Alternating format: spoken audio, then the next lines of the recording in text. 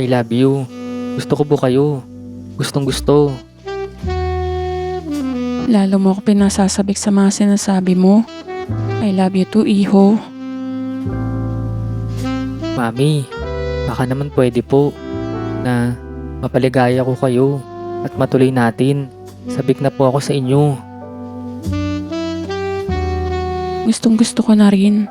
Pero baka hindi makapag-ingat pag hindi tayo nakapagpigil. Alam mo na, para yan kay daddy mo. Secret XPG. Dekada 80 noon at hindi pa uso ang gadgets, kaya mga libangan noon ay pagtugtog sa gitara, pakikinig sa FM radio stations, picnic sa looban, paliligo sa ilog, panonood sa TV, at pag may extra budget ay panonood ng sine. Panahon noon ng martial law, kaya tahimik ang kapaligiran.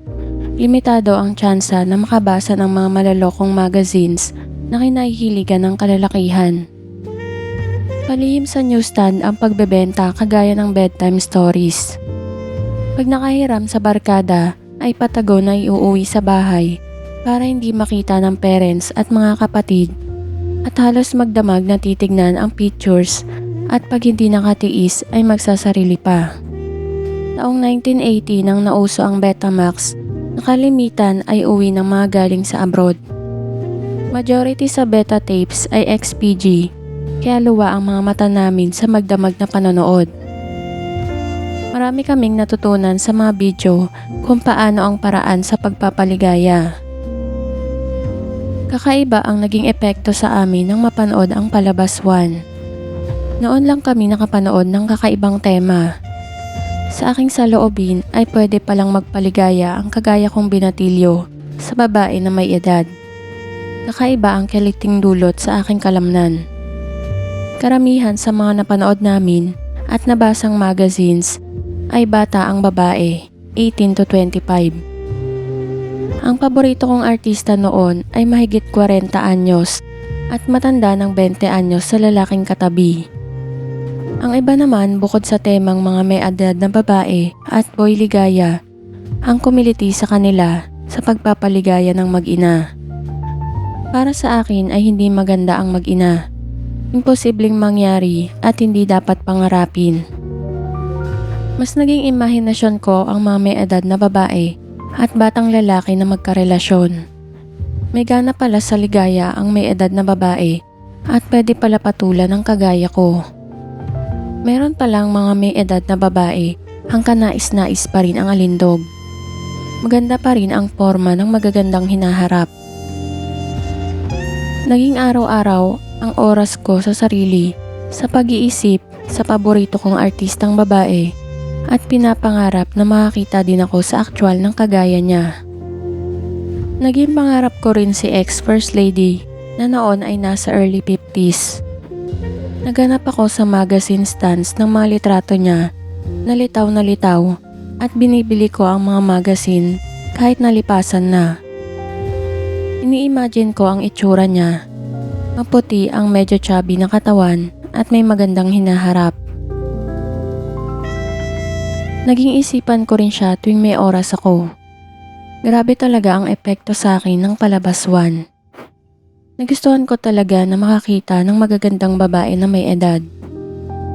Binalikan ko sa alaala ang mga naging guro ko noon sa elementary at high school na nasa 40s at 50s pero magaganda. Sa kamuraan ng edad at pag-iisip ay wala pa noon sa aking diwa ang kahiligan. Maraming beses na pagtutungo sila ay hindi na tinatakpan ng kamay ang sa kanila kaya nasisilayan ko. Nasanay ako na makita sila sa suot na school uniform o formal dress. Hindi ko maipaliwanag ang aking damdamin pag nakikita ko sila sa pamamahay nila o sa mga outing na sleeveless shirts ang suot. Minsan ay halata pag nakasuot ng duster. Naghanap pa ako ng ibang palabas na ang tema ay may edad ng kababaihan, pero the best pa rin ang palabas na yon. 18 anyos ako nang nabiyudo si daddy at wala pa isang taon ay nasabi niya na mag-aasawa siya muli dahil 45 anyos lang noon. Wala namang problema sa aming tatlong magkakapatid dahil well provided kami ni Daddy at nag-aalaga sa amin si Lola. Maliwanag ang usapan na pipisan si Daddy sa magiging asawa niya at malaya kaming makakadalaw. Laking tuwa ko nang ipakilala ni Daddy ang magiging asawa niya, si Mrs. F na principal sa pinapasukan kong high school. Isa siya sa mga hinahangaan ko ang kagandahan kahit may edad na. 55 na siya at 10 taon ang pagitan kay Daddy. Kung ano-ano ang pumapasok sa aking imahinasyon at nangingiti ako. Kahit laging nakasuot ng bestida, ay halata ang magandang korte ng katawan. Matambok ang likuran, malapad ang baywang at magagandang hinaharap. Pag magkapisa na sila at dadalaw ako, ay tiyak na makikita ko ang itsura ni Mrs. F pag nakasuot ng damit pambahay. Masisilayan ko ang kanyang kaseksihan o ang usual na suot niya. Excited ako sa mga posibleng pagkakataon.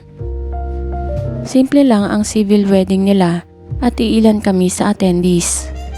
Sinabihan ako ni Mrs. F na mami ang itatawag ko sa kanya. Sinabi rin niya na kahit araw-araw ay pwede akong dumalaw sa kanila. Kasama nila sa bahay ang isang anak ni mami na aking stepsister si Ate Lota. Sa loob ko ay swerte si Daddy dahil araw-araw ay kasama nila si Ate Lota na ubod ng ganda kahit 34 anyos na.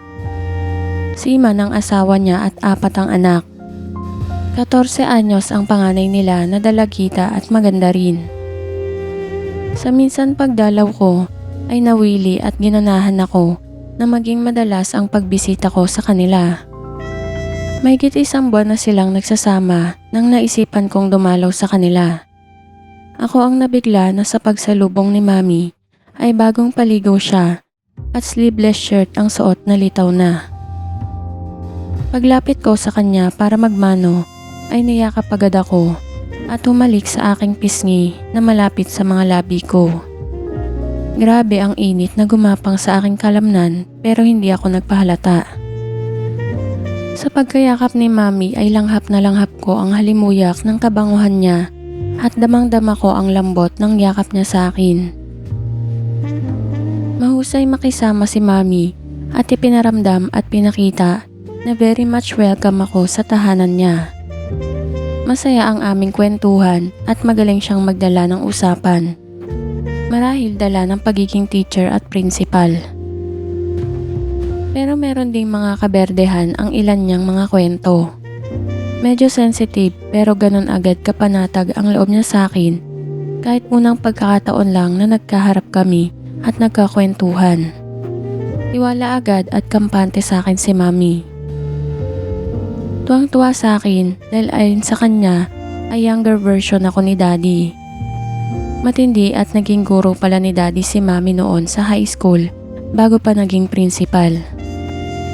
Nagulat ako sa kwento ni Mami na crush niya si Daddy noong estudyante niya at siya ang class advisor. At nakatanggap siya kay Daddy ng love letter sa kaagahan ng school year. Aminado si Mami na kagaya ko ay pogi at makisig din si Daddy.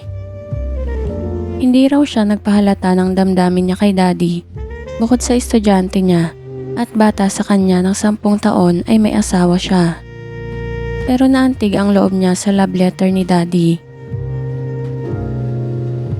Ayon kay Mami noon ay 6 na taon si Ate Lota ang panganay nilang anak. Ayaw din niyang magkasala pero may mga pagkakataon daw na habang magkasama sila ng asawa niya ay si Daddy ang nasa imahinasyon niya na kanyang nakakatabi sa gabi. Excited daw siya sa diwa na sa kanyang nabinyagan si Daddy. Nakakagulat at exciting ang tinuran niya. Hindi ko inaasahan na ganon kadaldal, prangka at maberde ang madrasta ko dahil walang preno sa pagsasalita. Aminado si Mami na sabik siya sa kwentuhan at talagang nag-e-enjoy sa mga kwento. Sa kanyang salaysay sa kaagahan ng school opening ay ganon kapangahas si Daddy para sumulat ng love letter sa kanya. Hindi malaman ni Mami ang magiging reaksyon niya sa inasal ni Daddy. Pero sa sarili niya ay may kakaibang kiliti sa kanya. Kinausap niya si Daddy isang hapon pagkatapos ng klase. Hiyang-hiya daw si Daddy nang magkaharap sila. Paano po kasi ang ganda nyo? Sobrang ganda po ninyo. Crush ko po kayo. Nagpakahinahon si Mami sa sinabi ni Daddy. Pinaliwanag na 10 taon ang agwat ng tanda niya kay Daddy at may asawa at mga anak na siya. Hindi niya pinagalitan si Daddy, bagkus ay pinayuhan lang. Kinakitaan naman ng kakaibang sipag at talino sa pag-aaral ang aking ama, kaya kinagiliwan siya ng mga teachers, lalo na siya. Siya mismo ay may kakaibang pagtingin kay Daddy dahil pogi at makisig. Hanggang sa tahanan nila ay hindi mawaglit sa isipan niya si Daddy. Nakakaramdam siya ng pagka-guilty dahil sa tuwing nagtatabi sila ng kanyang asawa ay si Daddy ang nasa isip niya na nagpapasaya sa kanya. Enjoy daw siya sa kanyang imagination na ang teenager na si Daddy ang nagpapaligaya sa kanya at nagugustuhan siya. Sa paglipas ng mga araw, bukod sa angking talino ni Daddy ay matulungin din siya. Pag nakita na nahihirapang magdala ng mga gamit ang teacher, ay tumutulong siya na magdala ng ilang bag o gamit. Magalang sa lahat si Daddy kaya walang naiinis sa kanya. May mga pagkakataon na nare-request ni Mami si Daddy na tulungan siyang mag-check ng test papers, maganda ng visual aids o ano paman. Laking tuwa raw ni Daddy pag sa bahay ni na Mami may gagawin. Halata raw ni Mami na madalas ang lihim na mga sulyap sa kanya pag inaakalang busy sa mga binabasa o sinusulat. Sabi pa ni Mami na sinasadya niya na wala sa bahay ang asawa niya sa tuwing nagpapatulong siya kay Daddy. Sinasadya rin niya na kamison o sando ang suot niya, nalitaw talaga ang kanyang magagandang katangian. Halos mahulog daw ang mga mata ni Daddy pag yuyuko siya. Maraming beses na kunwari ay nahulog ang ginagamit ni Daddy na ballpen o lapis. Sinasadya niya na lalong bumukaka. Lihim siyang natatawa at nasisiyahan. Nasisiyahan daw siya dahil naobserbahan siya ni Daddy. Kadalasan ay sinasadya niyang hindi iligpit ang mga pinagsuotang nakasabit sa rack sa loob ng banyo. Panay daw ang pasok ni Daddy sa CR. Natatawa si Mami na nagtatagal sa loob si Daddy at paglabas ng pintuan ay pawisan na namumula ang muka at hindi makatingin ng diretso sa kanya pag kinakausap. Aminado ako na nag-e-enjoy sa mga kwento ni Mami. Kung paano mag-trip noon kay Daddy ay ganon din ang ginagawa sa akin. Sa harapan ko ay walang pag-iingat kung kumilos. Halos lumawa na sa suot na sleeveless shirt. Halatang halata sa suot niya na manipis na tela ng sando. Sa unang pagbisita ko sa bahay ni na Mami, ay alam ko na masusundan pa at posible na maging madalas. Saglit na tumayo si Mami para may kunin at sinundan ko siya ng tingin. Kahit may konting katabaan ay maganda ang korte niya. Matambok ang likuran na animo ay naindayog pag naglalakad. Malapad ang balakang. Napakagatlabi na lang ako habang minamasdan ang kagandahan ni Mami. Pagbalik niya sa upuan ay muli siyang nagpatuloy ng kwento. Nawiling dumalaw sa kanila si Daddy kahit wala siyang ipapagawa at naroon din si mister niya na hindi nagdududa. Halos kapamilya na rin ang turing nila kay Daddy at naisasama pa sa ilang okasyon ng pamilya. Seryoso sa klase si Daddy at hindi niya kinikitaan ang kakaibang kilos.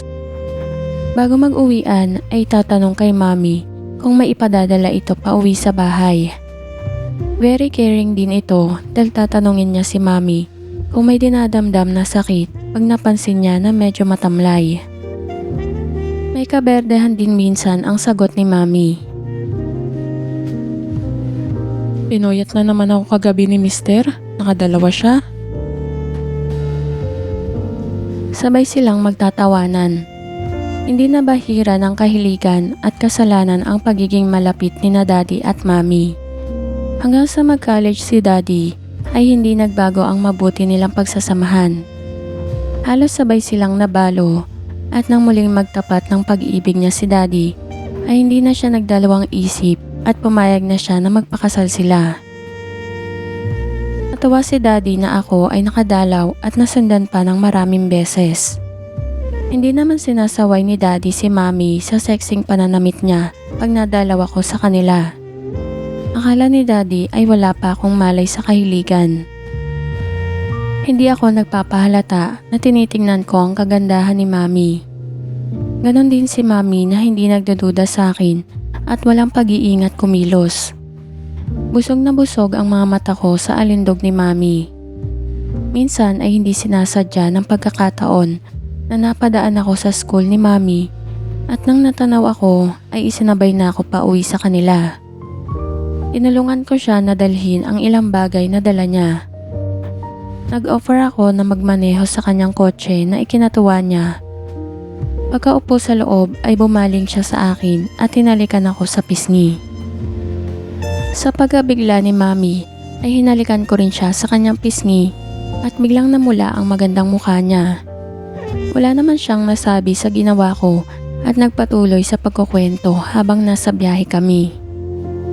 Kinilig pa ako sa tinuran niya na sana ay masabayan ko lagi siya sa uwian. Pagsapit sa bahay ay inalalayan ko siya sa paglabas sa kotse na ikinasiyan niya. Nang nasa loob na ng bahay ay isa-isang kinalag ni Mommy ang mga botones ng blazers. Hindi ako nagpahalatang namilog ang mga mata ko pagkaayos ng blazer at tumambad sa suot na sleeveless undershirt. Inalalayan ko si Mommy at ako na ang kumuha ng blazers niya para isabit sa hanger. Sa pagkabigla ko ay inayos din niya ang kanyang palda kaya sando at shorts na lang ang suot niya. Sa edad ni Mommy ng 55 anyos ay kanais-nais pa rin ang alindog nito. Napakakinis ng maputi niyang balat na walang kulubot. Doon na rin ako inabutan ni Daddy at sumalo na rin ako sa kanilang hapunan. Siya man ay natutuwa na nakakadalaw ako sa kanila. Kasalo namin ang dalawang apo ni Mommy na anak ng kanyang panganay na isang nurse. Pauwi na sana ako nang dumating si Ate Lota na anak ni Mommy. Maganda rin at sexy at 34 anyos na. Halos ayaw ko nang umuwi habang kukwentuhan ng aking stepsister. Sa loob ko ay lalong magiging malimit ang pagbisita ko at kung maaari ay doon na ako manirahan. Hindi ko inaasahan na isang araw ay pinakiusapan ako ni na Daddy na kung pwede ay doon muna ako tumira dahil isang buwang madidestino si Daddy sa Amerika at ang asawa ni Ate Lota na major sa army ay nalipat sa provincial assignment. Hindi sapat na ang dalawang maid ang makakasama nila. Lihim akong nagdiwang sa hindi inaasahang biyaya. Excited ako pagsapit ng takdang araw na doon ako maninirahan ng isang buwan. Pagdating ko doon ay nakaalis na si Daddy at sinamahan ako ng maid sa guest room na dating kwarto ng isang anak ni Mommy na nasa abroad. Wala rin doon sina Ate Lota. Iba ang kasiyahan ko nang makita na ang CR ay common bathroom sa master's bedroom. Nag-imagine agad ako. Inayos ko muna sa mga cabinet ang aking mga damit at ilang gamit kagaya ng Walkman. Hindi pa uso noon ang cellphone at laptop. Pagkaayos ng mga dala ko ay aking pinasok ang banyo at gumapang ang kiliti sa kalamnan ko pagkakita na nakasabit sa rack ang mga nagamit ni Mommy na hindi pa naliligpit. Excited na kinuha ko ito na may naiwan pa. Nabuhayan ako bigla. Sinubukan kong pihitin ang doorknob sa pinto ng master bedroom. Hindi nakalak kaya nagtuloy ako sa loob. Malinis at maayos ang loob ng kwarto ni na Mommy at wala din mabahong amoy. Sa isang section ay doon nakasabit ang mga pantulog nila. Natukso akong kunin ang isang pangtulog at inimagine ang itsura niya pag ganon ang suot niya. Mas lalong napangiti ako. Dinampot ko ang pantulog ni Mami at nasamyo ko ang kabanguhang naiwan. Nagtuloy na ako sa pinapasukan kong school at nang uwian na ay nagtungo na ako sa school ni Mami at natuwa siya pagkakita sa akin. Ako na ulit ang nag-volunteer na magmaneho ng kotse niya. Pagpasok sa loob ay hinalikan niya ako sa pisngi. Pagsapit sa bahay ay pinadala na rin ni Mami ang mga gamit niya. Hanggang sa loob ng kwarto nila, muli ko siyang inalalayan ayusin ang suot na blazer. Muli ko nasilayan ang kaseksihan niya. Nabigla din ako na sa harapan ko ay inayos niya ang kanyang pangdobleng damit sa loob at nasilayan ko ang katangian niya na suot ang pang-itaas. Bale wala lang sa kanya, normal lang ang kilos niya. Nagpaalam ako na babalik sa aking kwarto. Nagbihis din ako ng pambahay at bumaba na sa living room para manood ng TV. Dumating na rin si Ate Lota at mga anak niya. Pagsalubong ko ay niyakap ako at nagkiss sa aking pisngi. Hindi ako nagpahalata sa aking nararamdaman at sinikap na maging normal ang mga kilos at pananalita. Naantig din ang kalamnan ko sa pagyakap ni Ate Lota. Mas may maipagmamalaki kasi ang sa kanya lumapat sa dibdib ko. Sabay-sabay kaming naghapunan at masaya ang mga kwentuhan. Minagmasdan ko silang lahat at magkakamukha talaga. Lahat sila ay magaganda. Si Mami, si Ate Lota at mga anak ni Ate Lota.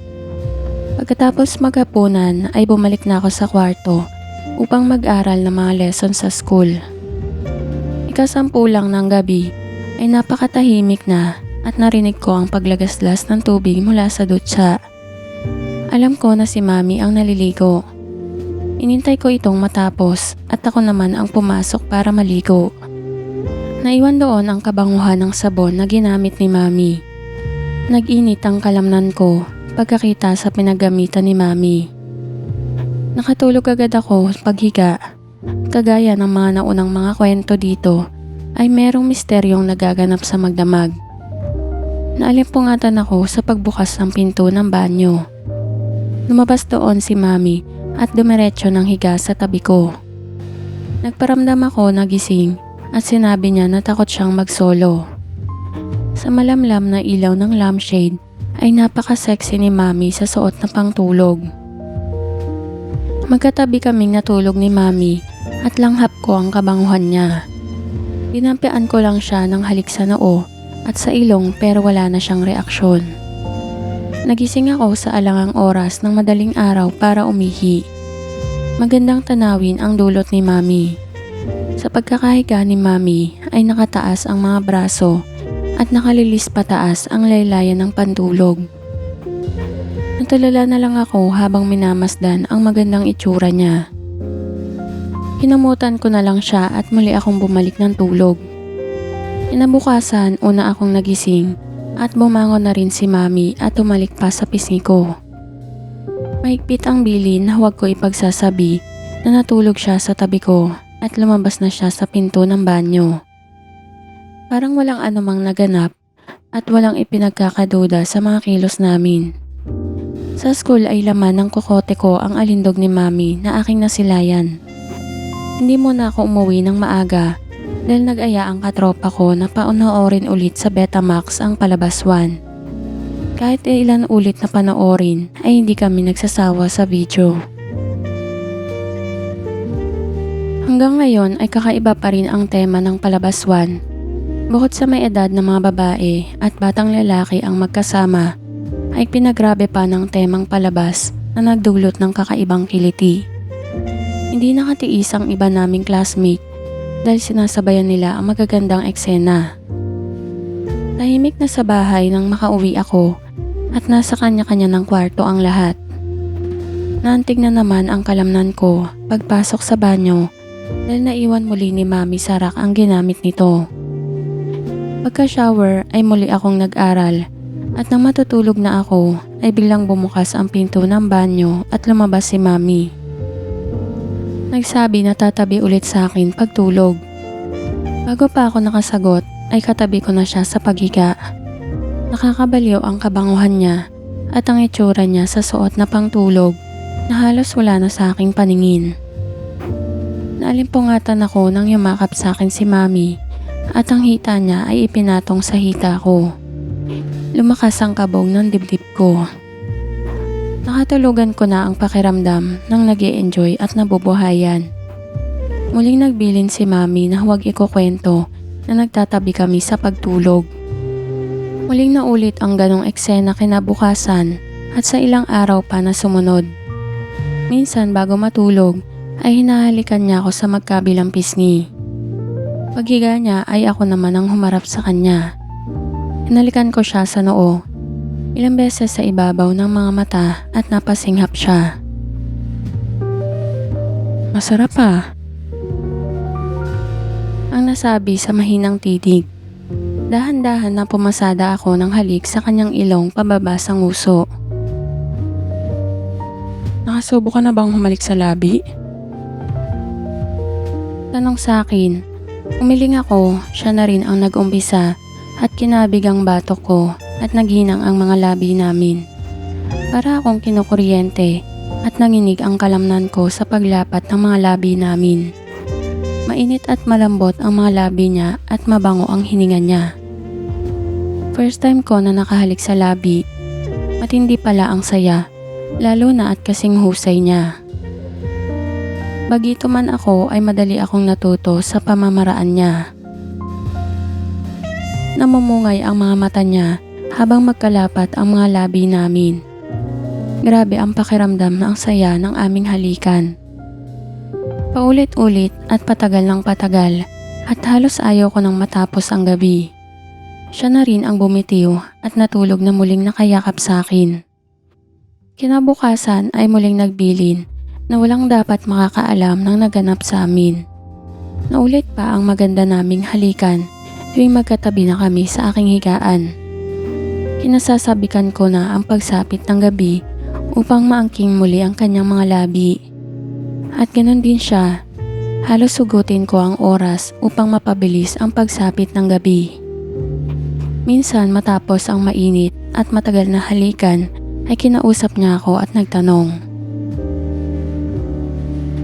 Iho, may pinapangarap ka ba sa tuwing tayo ay naghahalikan? Nais ko sanang malaman ang iyong saloobin.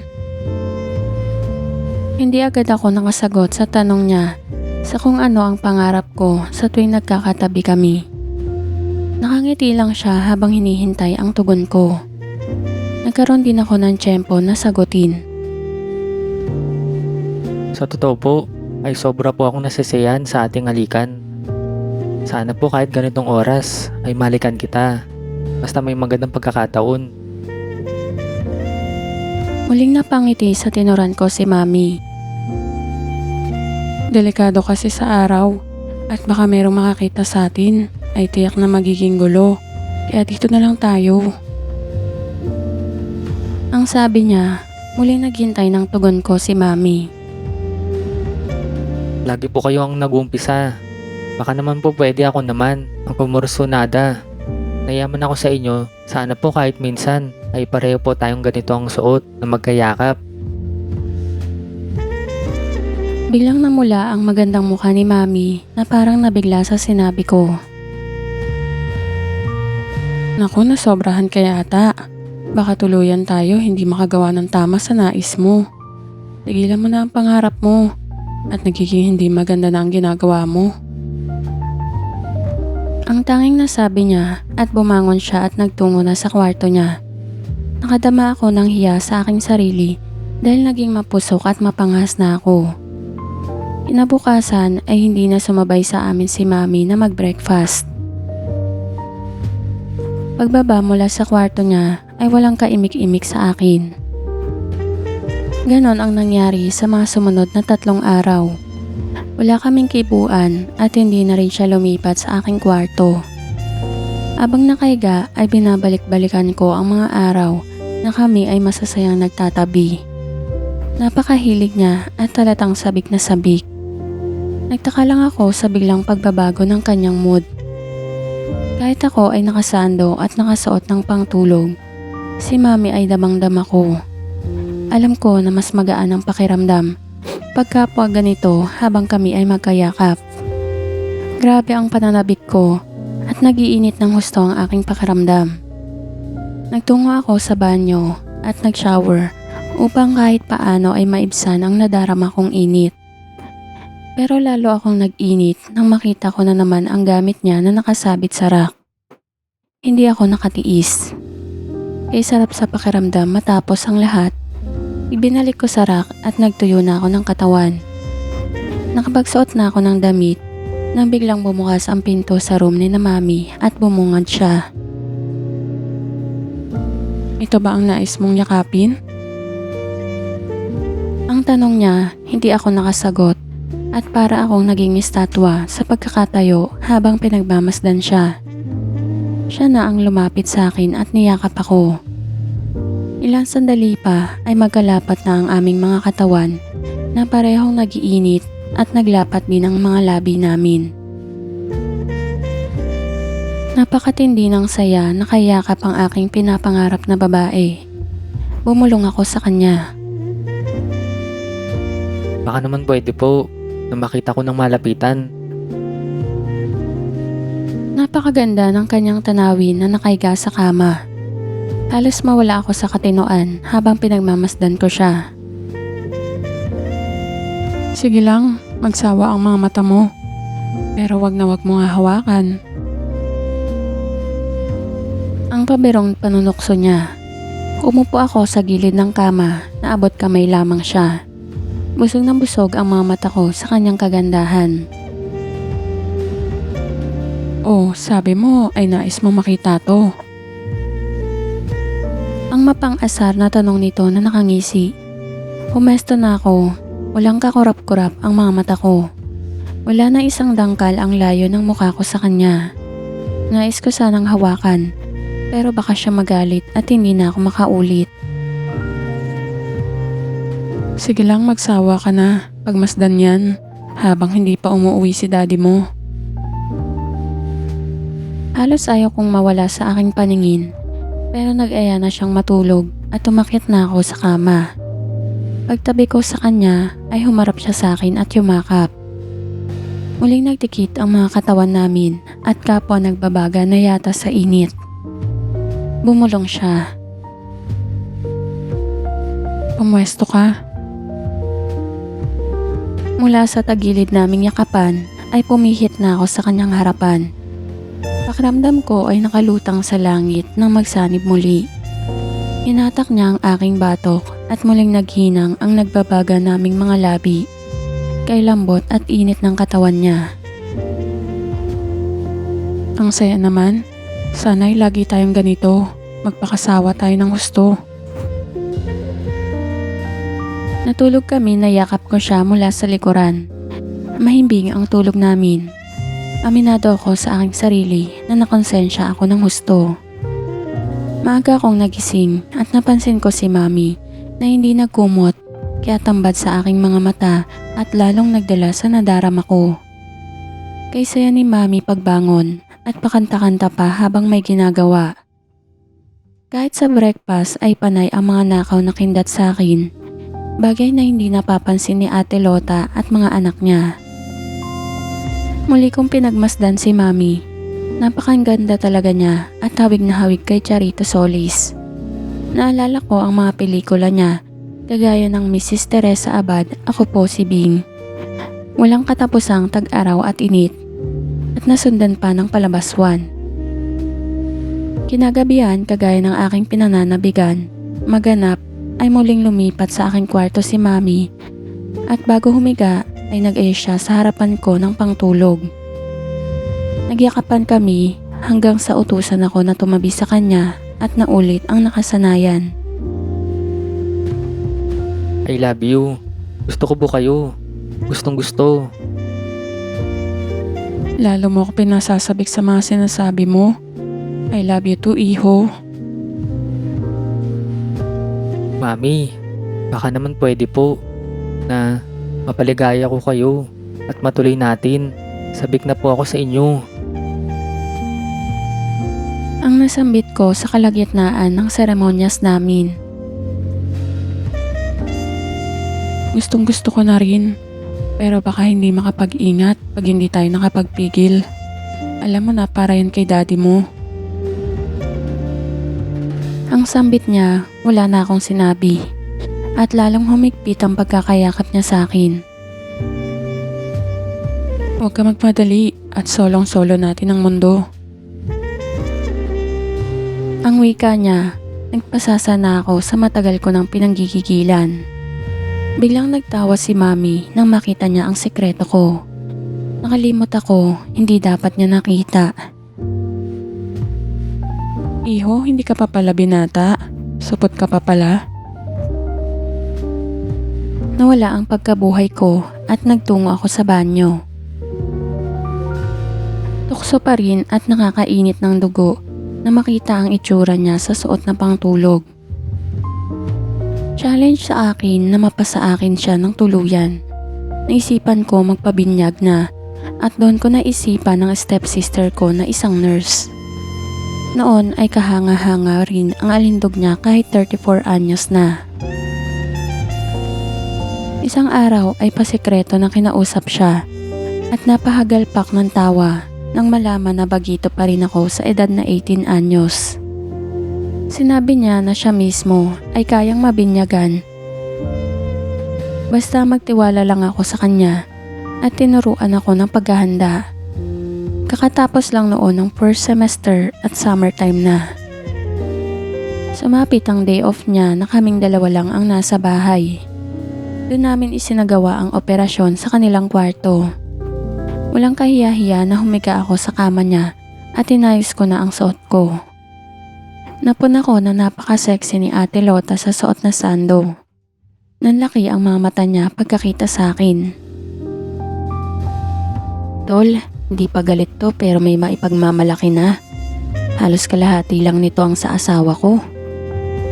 Siguradong mahihimatay ako pag ganito ang kasama ko. Nag-iba ang pakiramdam ko sa niwika niya, lalo nang mahawakan na niya. Ilang saglit pa ay tinurukan niya ng anesthesia at isinagawa na ang operasyon sa akin. Medyo natagalan ang operasyon dahil makunat na ang balat.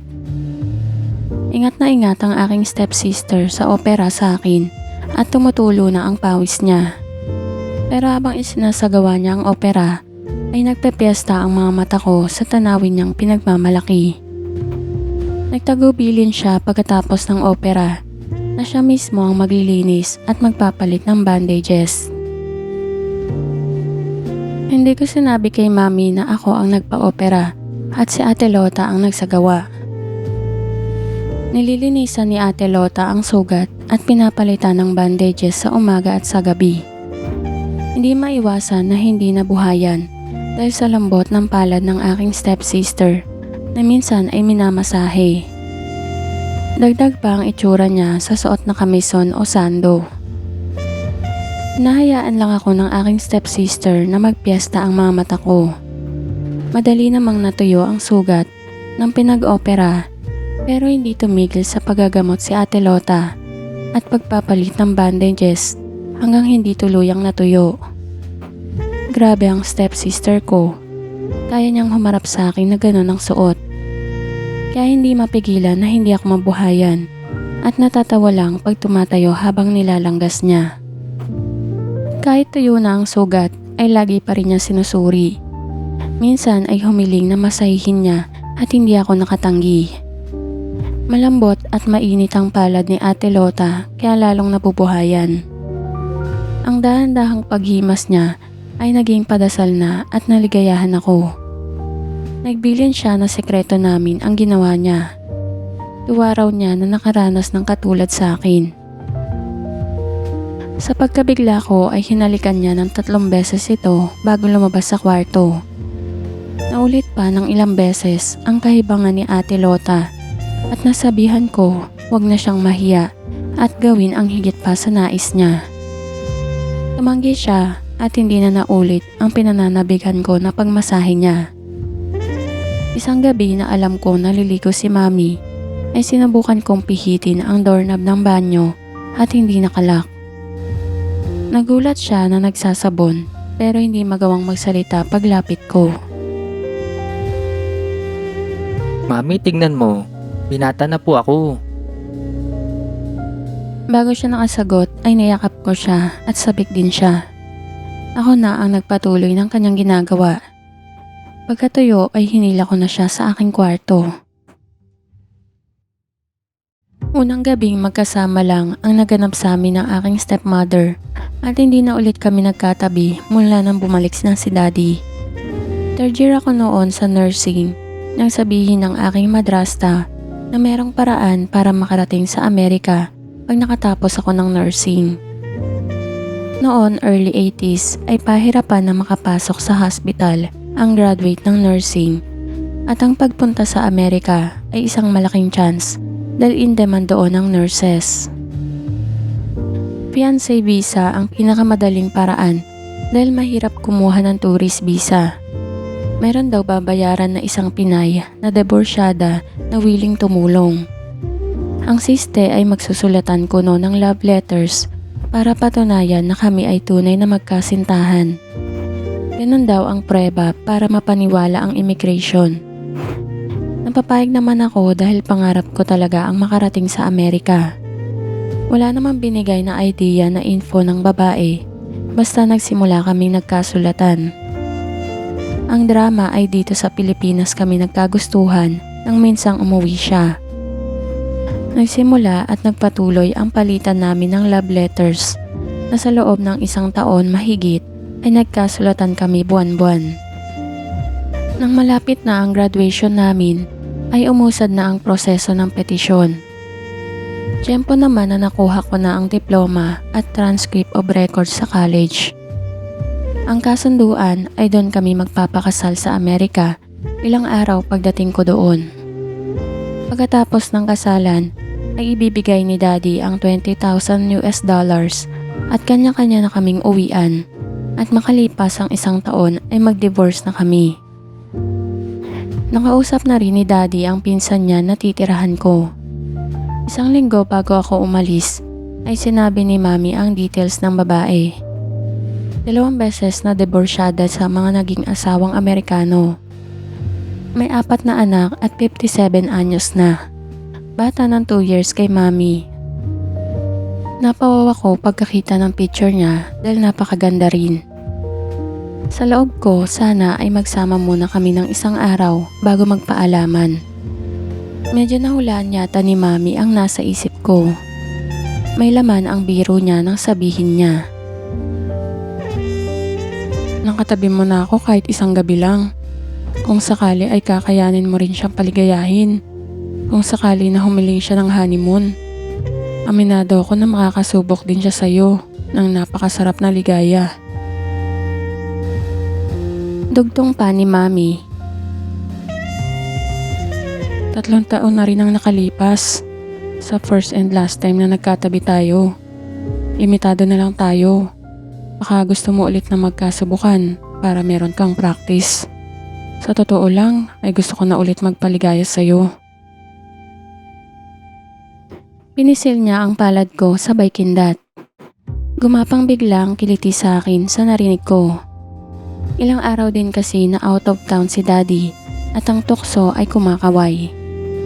Kinagabihan ng tahimik na ang lahat ay nagsabay kami sa banyo para maligo. Kapwa kami sabik sa isa't isa. Labis ang kaligayahan niya. Sabi niya, Pambihira at kayang-kaya mo pa rin ang dumalawa ng walang atrasan.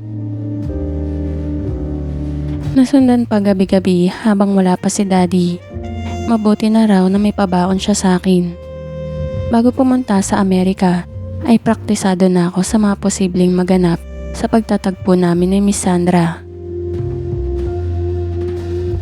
Sumapit ang araw ng paglipad ko sa Amerika at hinatid pa ako ni Daddy sa kanyang pinsan na aking titirahan. Excited ako na nakarating sa lupa na aking pinangarap mapuntahan. Una naming ginawa ay ang bisitahin si Ma'am Sandra na magpapakasal kunyari sa akin upang maging madali ang legal na paninirahan ko sa Amerika. Subalit wala pa siya sa kanyang bahay. Sa sumunod na araw at tiyempo na linggo ay ako na lang ang nagtungo kay na Ma'am Sandra. Kabadong-kabado ako habang naglalakad patungo sa kanyang bahay. Lakas loob na pinindot ko ang doorbell at hindi naman nagtagal ay lumabas agad si Ma'am Sandra.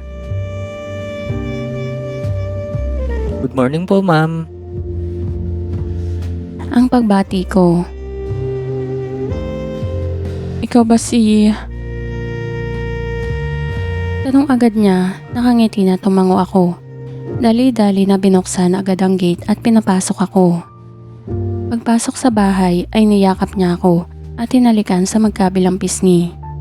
Umintig si kaibigan ko dahil sa aking nadama. Pinoy style na nag-offer ng kape sabay kwentuhan na. Nagsasolo lang siya sa bahay dahil pamilyado na ang 4 niyang anak.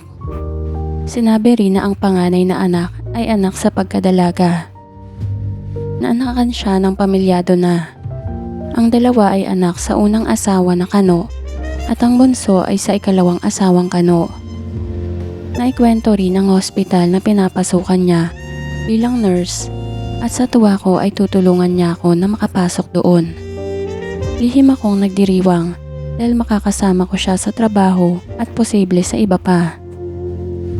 Habang nag-uusap kami ay inamin niya na hindi niya inaasahan na ganito ako kakaisig at well-mannered. Hanga daw siya sa akin. Ganon din ang sinabi ko sa kanya. Medyo namula siya sa sinabi ko na napakaganda niya at malayo sa tunay na edad. Natuwa pa ako sa tinuran niya na welcome ako sa pamamahay niya anytime at kung nanaisin ko ay pwede raw akong tumira doon. Ipinakita sa akin ang kabahayan niya na simple pero elegante pero kulang na kulang sa pagliligpit. Napansin ko rin ang lawn na naghahabaan na ang mga damo at Bermuda grass. Kulang din sa alaga ang mga garden. Nasabi niya na problema talaga pag nagsasolo sa Amerika at walang basta matatawag para mag-ayos. Ang lahat ay babayaran para meron kumilos. Itunuro din ang kotse niya sa garahe na matagal nang hindi naandar. Kumislap ang mga mata niya nang sabihin ko na tutulungan ko siyang maayos ang lahat ng dapat ayusin sa pamamahay niya. Marunong akong kumilos sa mga gawain sa bahay at marunong din akong magmaneho at troubleshooting. Sabi niya, Baka naman mahal ang serbisyo mo na sisingilin sa akin. sinabi ko na wala siyang iintindihin sa akin. Turing nyo na lang ako na ako ay naninilbihan. Total ay kakasal din tayo. Ang sabi ko na nagpahagalpak ng tawa niya. Sinuri ko muna ang kotse niya at napansin ko na pundido na ang baterya at marumi na rin ang langis. Sa loob ng 2 oras ay na-change oil ko ang makina at napaandar agad pagkapalit ng baterya. Tuwang-tuwa si Ma'am Sandra at muli akong nayakap at nag-aya na mag-road test. Hindi ako pumayag dahil kailangan ding ayusin ang preno na akin agad ginawa. Kita ko ang kasiyahan sa ekspresyon ng mukha niya habang minamaneho ang kotse niya. Napapahawak minsan sa aking kamay habang nagbabiyahe kami. Malayo din at matagal ang pasyal namin na inabot ng takip silim.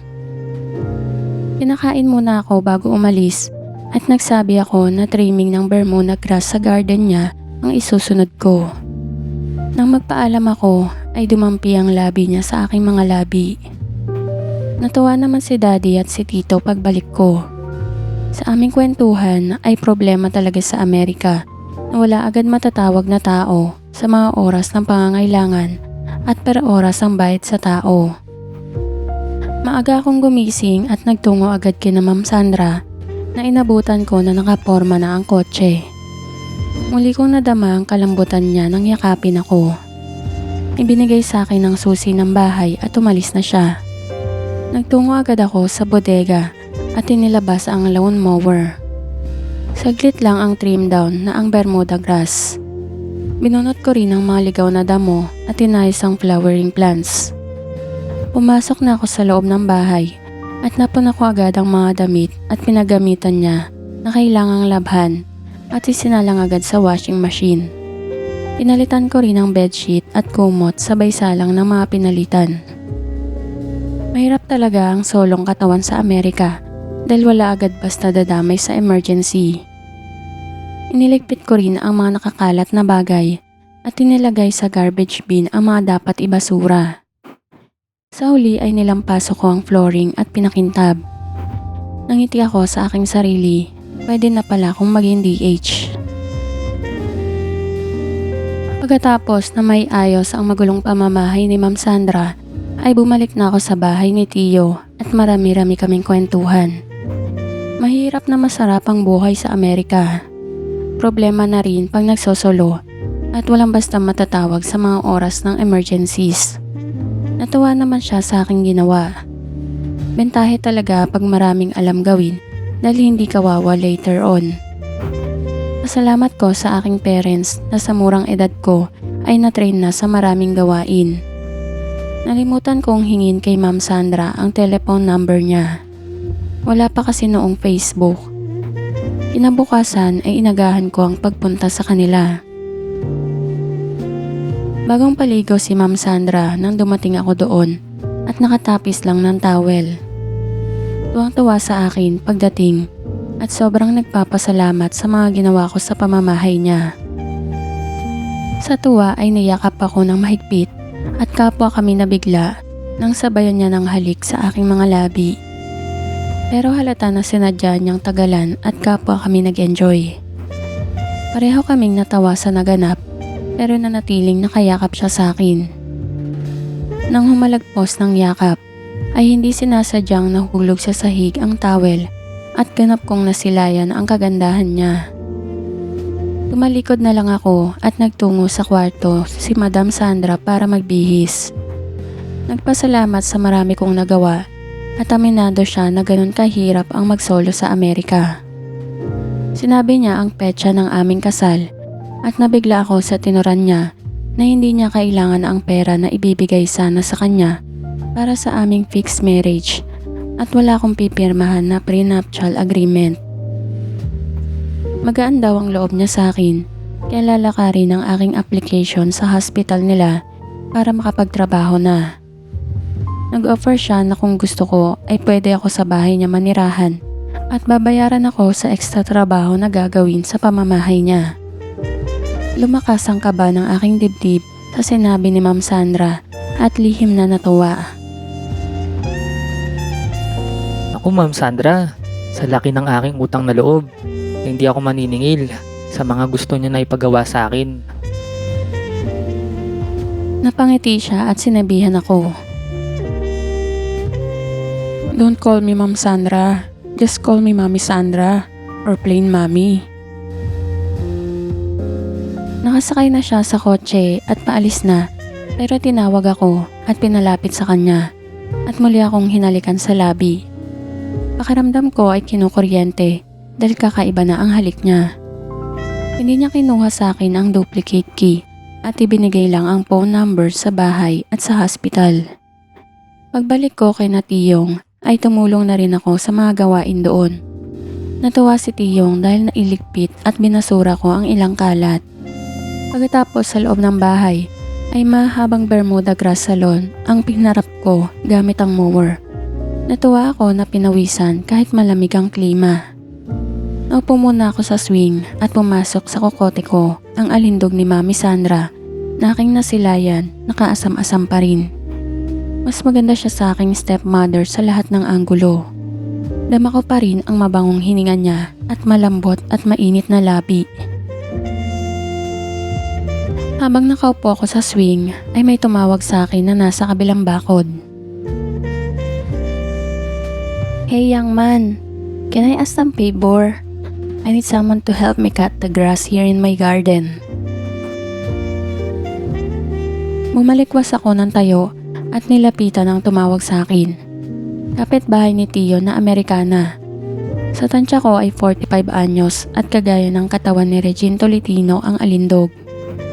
Kinagabihan ay tumawag si Mami Sandra at nangamusta. Nag-imbita na samahan ko siya kinabukasan na araw ng Sabado at wala siyang pasok. Sinamahan ko siya sa maghapong pamamasyal pero walang naganap na anuman. Sabik lang na merong nakakasama kahit sa bahay niya. Laking tawa ko ng isang gabi ay ibalita ni Mami Sandra na tanggap na ako sa kanyang pinapasokang hospital at pinagre-report na agad ako.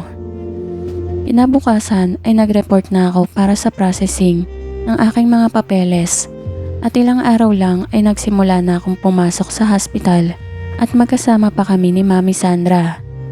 Pinakilala niya ako na pamangkin. Laking tuwa ni Daddy at Tiyo sa bilis ng pagpasok ko. Isang araw ay nagpasama si Daddy kay Mami Sandra upang pag-usapan ang aming fix or arranged marriage. Inulit ni Mami Sandra na hindi niya kailangan ang halagang ibabayad sana sa kanya at wala rin akong pipirmahal na prenuptial agreement. Pagkatapos ng kasalan ay tapos na ang usapan at maghintay na lang ng ilang taon para sa divorce. Mahalaga kasi na masiguro na legal ang citizenship ko. Sumapit ang araw ng kasalan at hindi maitago ang ngiti ng judge at napapailing. Marahil ay kagaya ni Mayor Tony Halili nang ikasal si Aling Lourdes, 71 at si Vener, 39 sa kanyang opisina sa Tanawan, Batangas. Parang challenge pa ng judge pagkatapos ng seremonyas na sabihin sa akin, Young man, you may kiss your mature bride. Nabigla ang lahat sa inasal ni Mami Sandra nang siya mismo ang nag-initiate ng kiss. Uwian na pagkatapos ng kasalan pero may ibang plano si Mami Sandra.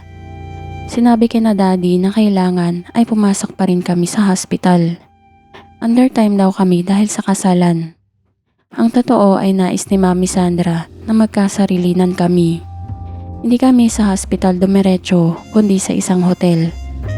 Kumain kami sa resto ng hotel para mag-celebrate at lumakas ang kaba ng dibdib ko dahil niyakag niya ako sa room na kanyang nireserba. Seryosong kinausap ako habang magkayakap kami. Sabi niya, Huwag nating gawing laruan ng ating kasalan. Tutuhanin natin na mag-asawa na tayo ng legal. Sa totoo lang ay napamahal ka na sa akin at gusto kita. Mami Sandra, I love you too. Gusto ko rin kayo. ang sagot ko, naglapat ang mga labi namin. Bumulong si Mami Sandra. Mag-honeymoon tayo. Paligayahin mo ko. Hindi siya nabigo at pinaligaya ko siya ng gusto. Kapwa kami pagod, ngunit masaya, matapos ang paulit-ulit na kaligayahan.